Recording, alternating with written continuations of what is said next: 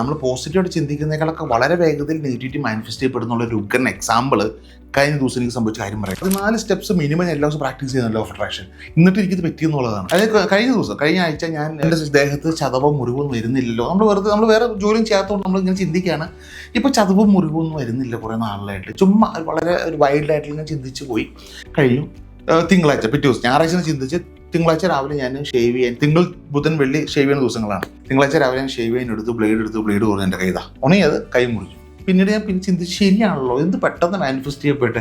അപ്പോൾ നമ്മൾ ജീവിതത്തിൽ നെഗറ്റീവ് ആണ് നമ്മൾ ചിന്തിക്കണമെങ്കിൽ അത് പെട്ടെന്ന് മാനിഫെസ്റ്റ് ചെയ്യും. കാരണം negativity runs faster than positivity എന്ന് പറയാം. അതുകൊണ്ടാണ് ജീവിതത്തിൽ നെഗറ്റീവ് ആയിട്ട് കാര്യങ്ങൾ പെട്ടെന്ന് മാനിഫെസ്റ്റ് ചെയ്യപ്പെടുന്നത്, പോസിറ്റീവ് കാര്യങ്ങൾ സമയം എടുക്കുന്നത്. അതുകൊണ്ട് കാരണം നെഗറ്റിവിറ്റിയുടെ ഫ്രീക്വൻസി പവർ ഭയങ്കര വലുതാണ്. അപ്പോൾ നിങ്ങൾ ചിന്തിക്കുക, ഞാൻ പ്രാക്ടീസ് നാൾ പോയിട്ട് എൻ്റെ ജീവിതത്തിൽ സംഭവിച്ചപ്പോൾ നിങ്ങൾ ചിന്തിക്കുക, നിങ്ങൾ പ്രാക്ടീസ് ആകുന്നുണ്ടെങ്കിൽ ഇത് വളരെ ഫാസ്റ്റ് ആയിരിക്കും.